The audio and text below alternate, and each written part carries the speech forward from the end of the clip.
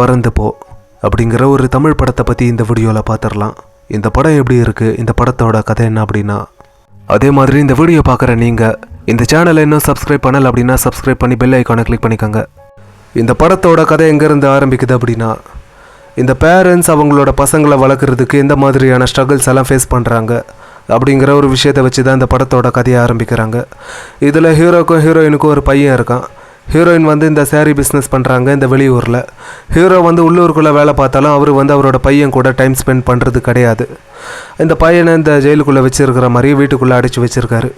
ஒரு கட்டத்துக்கு அப்புறம் அந்த கடுப்பான அந்த பையன் வந்து என்னை வெளியில் கூட்டிகிட்டு போங்க அப்படின்னா அந்த ஹீரோக்கிட்ட வந்து அடம் பிடிச்சி கேட்குறாரு அந்த பையன்.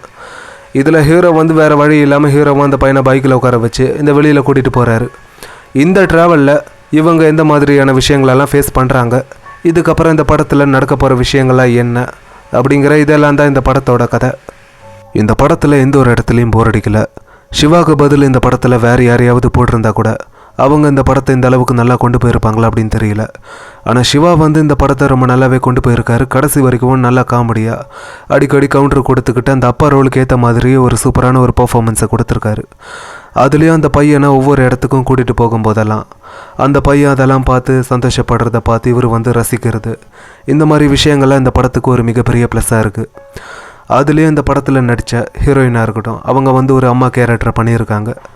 அவங்களுக்கு ஏற்ற அதாவது அவங்களோட அந்த ரோலை வந்து இவங்க ரொம்ப சூப்பராகவே பண்ணியிருக்காங்க. அந்த பர்ஃபார்மன்ஸ் எல்லாம் ரொம்ப நல்லா இருந்துச்சு.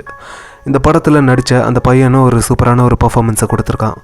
இந்த நடுவில் வரக்கூடிய இந்த படத்தில் ஒரு சில சீன்ஸ் எல்லாம் இந்த படத்துக்கு ஒரு பெரிய ப்ளஸ் அப்படின்னே சொல்லலாம். அது எல்லாமே நல்லா இருந்துச்சு. அதே மாதிரி படம் ஃபுல்லாக எமோஷ்னலாக கொண்டு போகாமல் எந்தெந்த இடத்துல அதை வச்சா நல்லாயிருக்கும் அப்படிங்கிறத தெரிஞ்சுக்கிட்டு அந்தந்த இடத்துல அதை வச்சுருக்காங்க. அதுவும் நல்லாவே ஒர்க் அவுட் ஆகிருக்கு. அதுக்குன்னு இந்த படம் வந்து ரொம்ப நல்ல படம் அப்படின்லாம் சொல்ல மாட்டேன்.